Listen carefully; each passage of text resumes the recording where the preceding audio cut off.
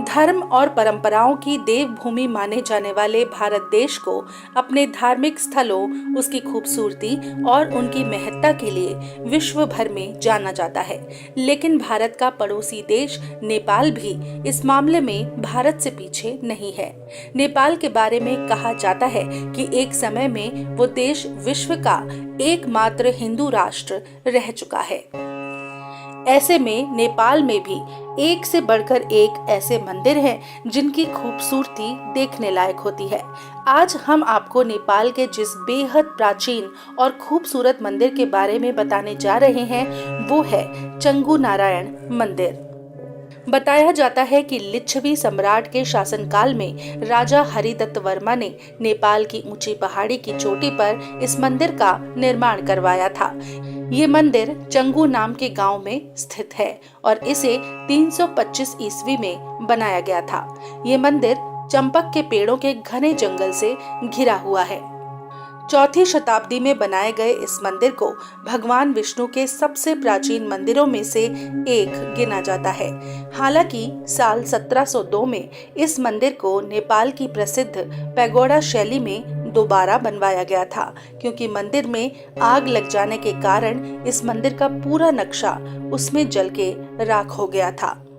इस मंदिर में क्षीर सागर में अपनी नाग शैया पर लेटे भगवान विष्णु की एक बेहद खूबसूरत और मन मोह लेने वाली प्रतिमा स्थित है।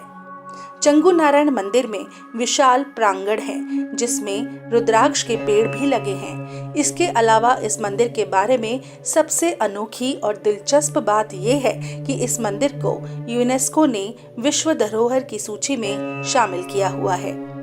स्थानीय लोगों के बीच इस चंगू नारायण मंदिर के निर्माण से जुड़ी एक बेहद दिलचस्प कहानी बहुत प्रचलित है। इस कहानी के अनुसार बताया जाता है कि प्राचीन समय में एक ग्वाला हुआ करता था।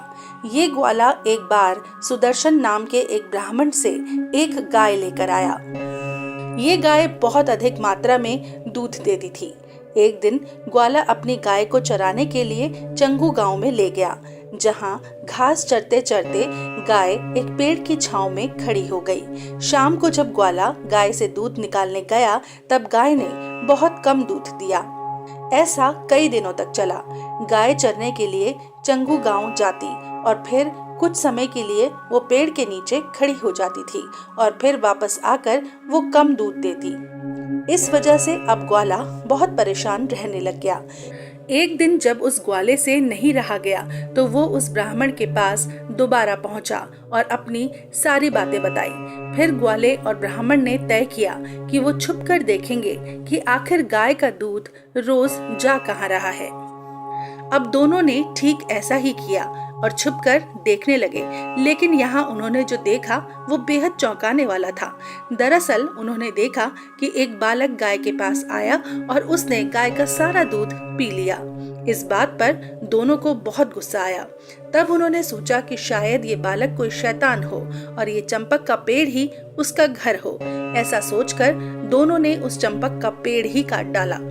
लेकिन ये क्या, उन्होंने जैसे ही चंपक का पेड़ काटा उस पेड़ से मानव रक्त बहने लग गया। तब ग्वाले और ब्राह्मण को ऐसा लगा कि दोनों से किसी की हत्या हो गई है और यही सोचकर दोनों जोर जोर से रोने लग गए। दोनों की ऐसी हालत देखकर भगवान विष्णु वहां अवतरित हुए और उन्होंने कहा कि आप दोनों चुप हो जाइए।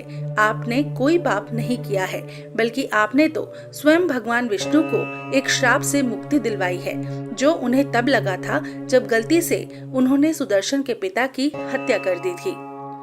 भगवान विष्णु की बात सुनकर सुदर्शन और उस ग्वाले को यकीन हो गया कि उनसे किसी की हत्या नहीं हुई है।